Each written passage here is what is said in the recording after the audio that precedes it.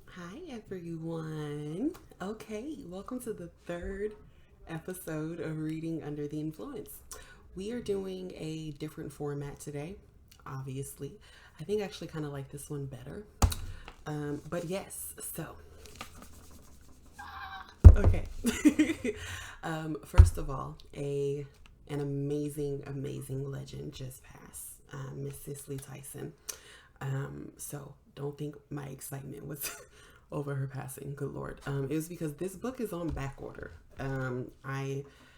It took a while to find this, but it finally came in. So I am very excited to be reading this along with you guys. So yes, Miss Cicely Tyson, Just As I Am, this is her personal memoir. Um, yeah, just super excited to read this to you guys. Again, we're going to be doing chapters 1 and 2. So, yeah, but we'll be doing for this video chapter 1. Okay. Of course, what I paired with it, which is another wine that I have not done yet. I told y'all before this, your girl wasn't really into blends like that. You know what I mean? But yes. So, obvious reasons why I paired Black Girl Magic by the McBride Sisters with this book. Okay. Super obvious reasons. Because Miss Cicely Tyson is just like the epitome of Black Girl Magic, obviously. So we'll be opening fresh on camera. I'm excited.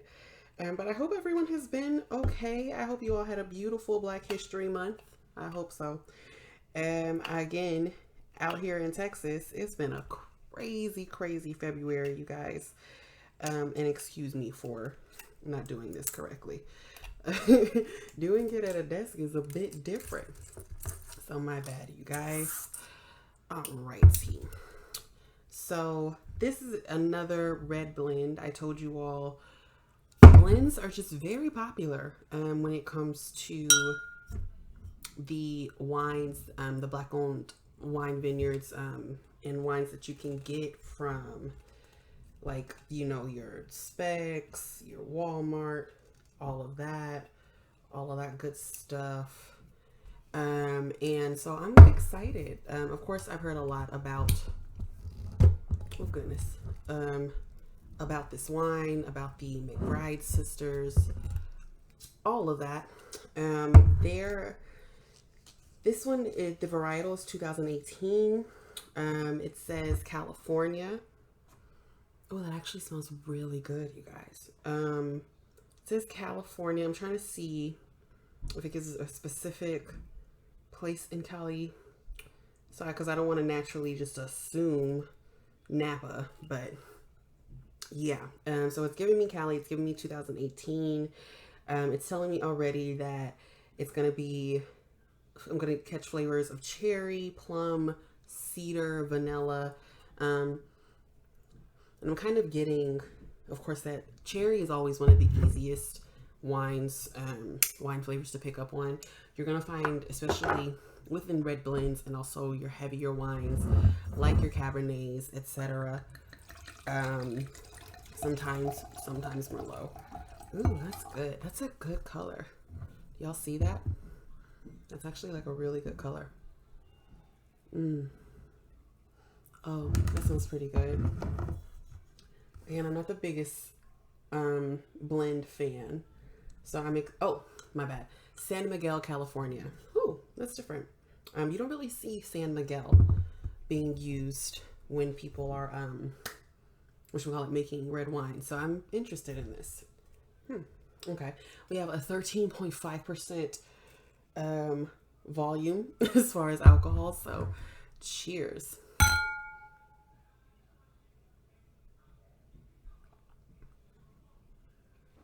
Okay.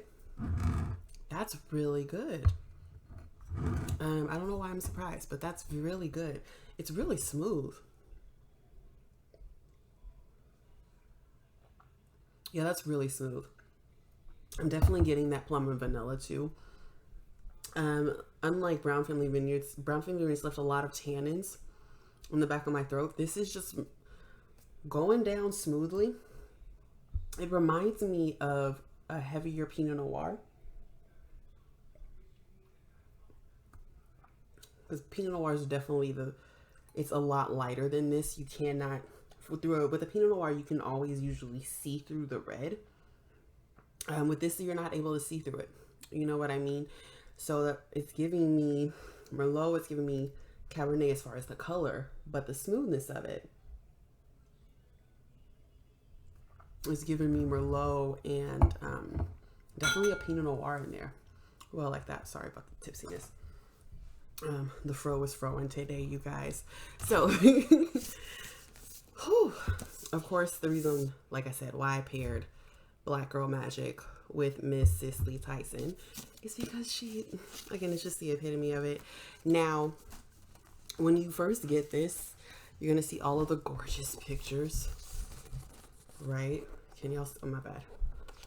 Amazing, amazing pictures. And I'm only showing you because we're not going to be able to get through or get to this where you're going to see it. But if you, again, it's, especially since she passed, the book has been very sold out. Again, I got this on back order. But yeah, just amazing, beautiful pictures throughout her life, and please. But we are going to read chapters 1 today, chapters 1 and 2 total. I'll do a poll to see if we want to do more, but I'm very interested. Some kind of things that I've learned, what I didn't know, which I'm excited to get into later, is her relationship with Miles Davis. And apparently he was not the best to her, but she loved him and adored him. So I'm really excited to read more about that. There is a foreword by, of course, Miss Viola Davis, and an introduction as well. For time purposes, because I do like to keep these videos under 30 minutes, you guys, I'm only going to be, reading chapter 1 on this video. Can we get that? Yeah, we'll get that up there so I can put this right here. And hopefully you all can see me and whatnot. But yeah, we'll be reading chapter 1. Now the book is in 3 parts. There's a part 1 called Planted, part 2 called Rooted, part 3 Bountiful. Ooh, I love that. And there's 25 chapters in total.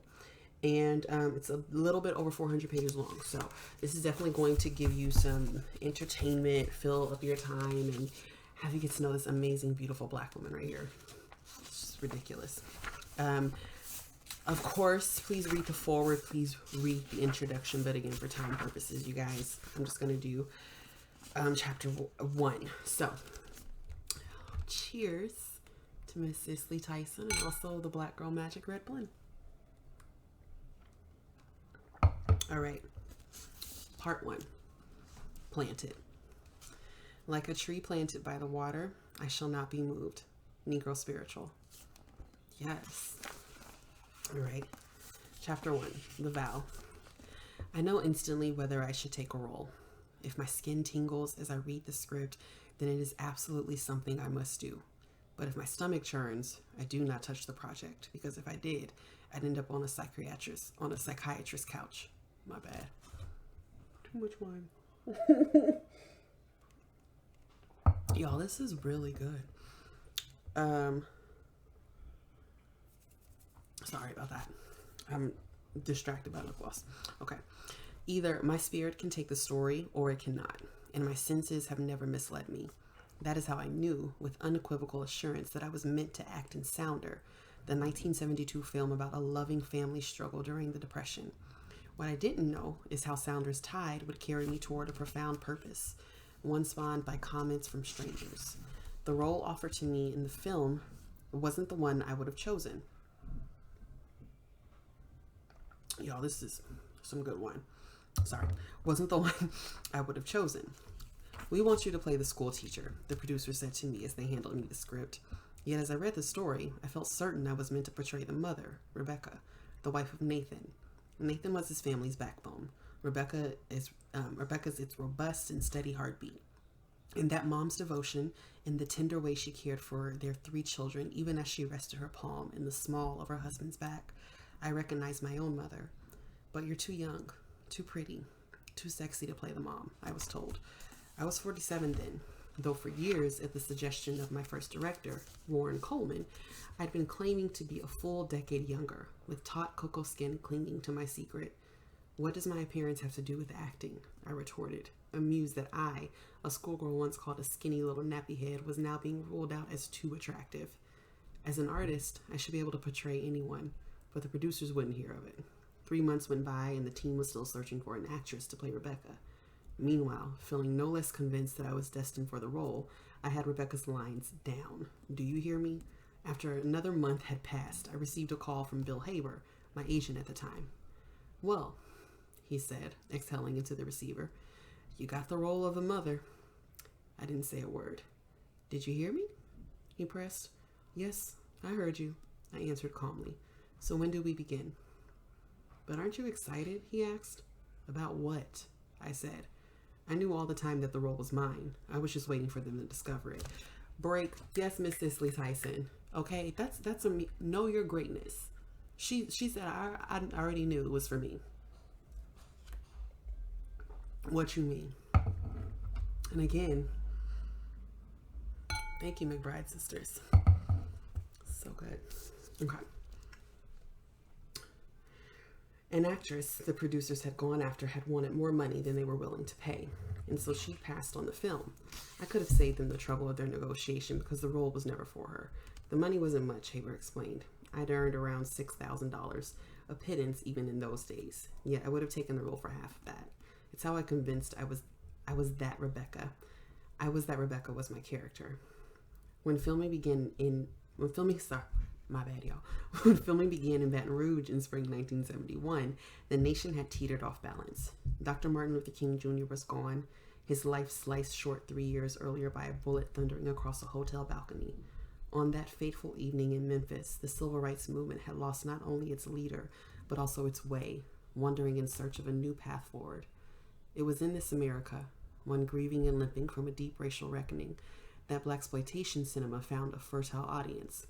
In a spate of films during the early 1970s depicting urban life, the black man, muted over centuries by bigotry's cruel muzzle, at last got to play the hero in his own storyline.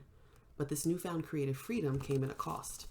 In my mind, these films gave rise to a misery more harrowing than the realities they portrayed. The black woman was often cast in a powerless supporting role or as a hypersexual female eager to fall into bed. Ghetto life and vulgarity were glorified. Even still, theatergoers seemed ravenous for this movie genre, and directors, driven by profits, rushed to satiate that appetite. My bad. During this period, a producer had the gall to say to me, "Niggers want sex and violence, and we plan to give them both." He did not flinch as he spoke. Break. Excuse me? I think about a lot what our people for real had to go through. Because can you, with imagining what life is like now, you guys. Again, this wine is good. I'm almost done with this glass. But imagining with like what life is like now, Jesus. Like, white people really felt comfortable saying that stuff. Jesus. Okay, back to the book, y'all. Given the box office success of films such as Sweetback's Badass Song, making a movie about a tight-knit black family of Louisiana sharecroppers took some nerve. Mary Ritt, a gem of a director, clearly had plenty of it. With characteristic zeal, he forged ahead with filming Sounder, which was based on an award-winning children's novel and adapted for the screen by Lon Elder. I did not know how the movie would ultimately resonate, nor was that my chief concern. I was focused on emptying my soul into Rebecca, my first lead role in a major film. Sharing the stage with me was Paul Winfield, who played Nathan, and Kevin Hooks, who portrayed David, the eldest of our children and the son who narrates the story. Paul, who'd already become known for his star turn in the 1968 NBC sitcom Julia with my beloved friend Diane Carroll, was to be Sounder's headliner. I, then in the infancy of my film career, wasn't slated to even have my name listed on the movie's poster. Circumstances would later have something to say about that. Before Sounder's release, I traveled across the country on a promotional tour with some of the other cast members. From San Francisco to Boston, Indianapolis to Richmond, reporters who'd previewed the film gathered to interview me about the production. It was during my stop in Philadelphia that the earth quaked. The earth better quake, girl. Also, this writing is beautiful. It's keeping me interested. This flow is, oh, this writing is gorgeous. I love it. Okay. Among the group of reporters stood a Caucasian gentleman, auburn-haired and around age 30. He cleared his throat, lifted the microphone to his lips, and locked his gaze on me.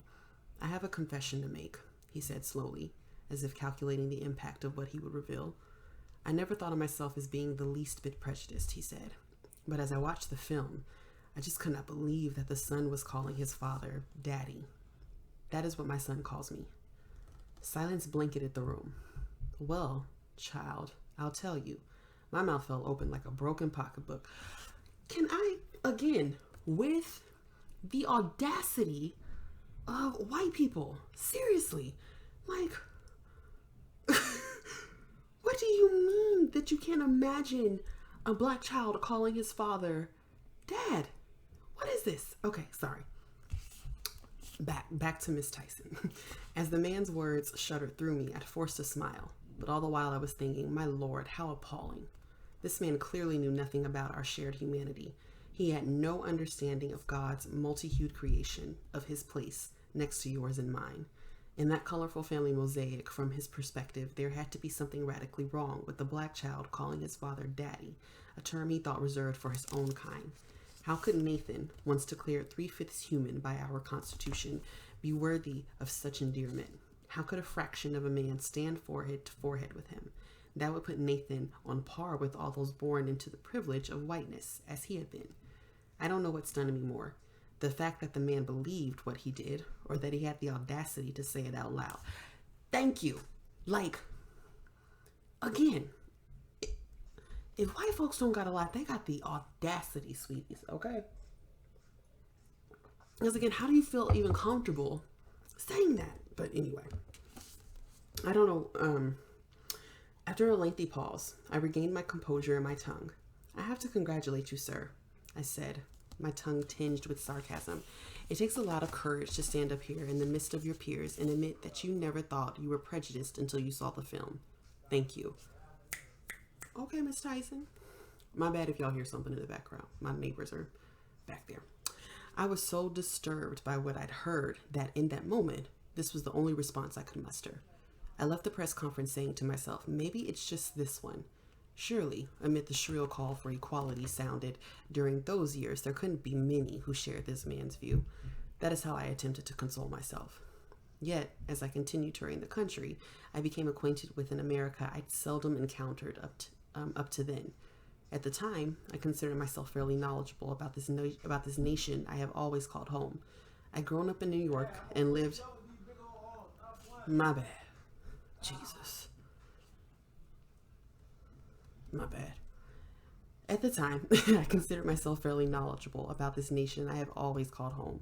I'd grown up in New York and lived either there or in Los Angeles, two culturally progressive cities. But outside of that bubble, in the many towns and communities I regularly flew over, the seed of Dr. King's dream might have been sown, but it obviously had not germinated. During a stop in the Midwest, another reporter's comment reinforced that notion. I didn't know that black men and women had the kind of loving relationship that we see between Nathan and Rebecca, a young woman stated. Their connection didn't seem believable to me. I was so taken aback by her assessment that I did not respond. So seldom have black families been portrayed nurturing one another on screen that when art indeed imitated life, the truth of that narrative was met with deep skepticism. Embedded in this woman's observation was an assumption that lives at the center of all bias. You are not like me. You are intrinsically different, and that difference deems you inferior. I recognize these comments for what they were, pure ignorance. Anger would have been the justified response, and for a time in private, I was certainly apoplectic. But as life has taught me more than once, resentment corrodes the veins of the person who carries it. She better be dropping gems. Oh, let me take another sip and just go back and read that line. Yes. Let's go back. But as life has taught me more than once, Resentment corrodes the veins of the person who carries it. These reporters' beliefs, however offensive they may have been to me, were not a bitterness to be nursed. They were a lesson to be heeded. So rather than recoiling in exasperation at the ideas expressed, I leaned in and listened intently at every remaining tour stop. Much of what I heard mimicked what those two reporters had dared voiced. And the more aware I became of the bigotry that existed against Black people, what might have been a reason to seethe became, for me, a reason to pursue my craft with new purpose. I returned home from the road saying to myself, "Sister, you've got some educating to do." It was at this juncture that I made a conscious decision.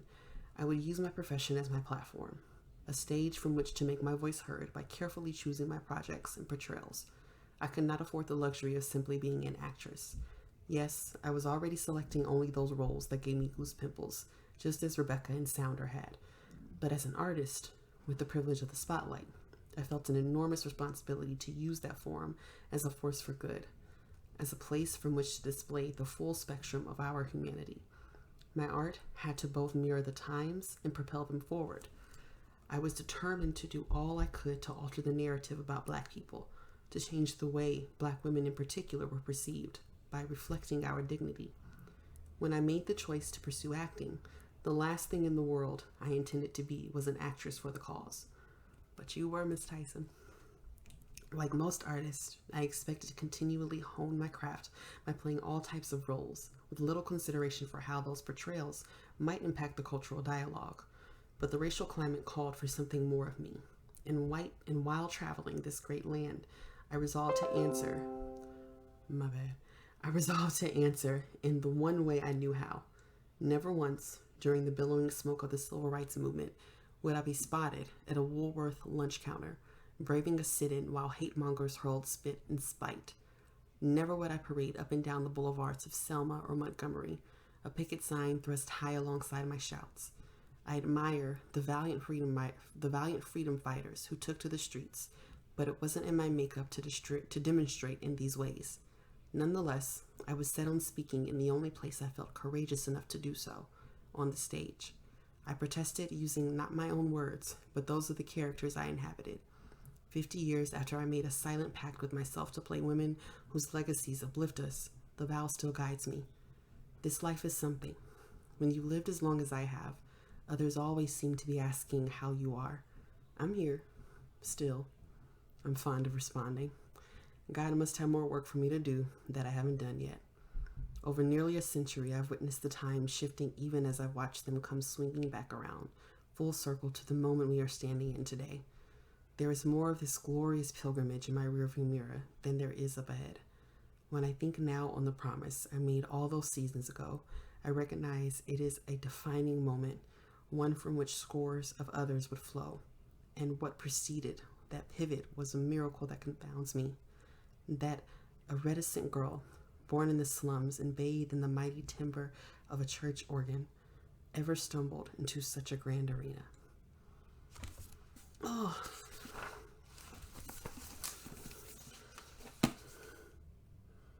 Yes. Yes. And yes. Thank you for tuning in, you guys. Oh, so good. So good. And so good. You know what I'm saying? Almost done with this glass. Feeling good. Not gonna lie.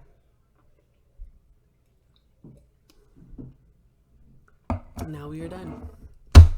So, again, thank you for joining me for the third episode of Reading Under the Influence with Kristen. Please come back next week for chapter 2 of Cicely Tyson's Just As I Am. Also, more review over this really good red blend, which again, I'm pretty surprised. Not gonna lie. So go ahead, McBride Sisters. I'm feeling y'all. And also this wine. One glass. Okay. Woo. I'm feeling good in here. Okay.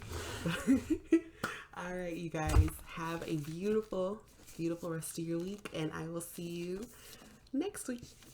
Ooh, I just burped. My bad. Bye.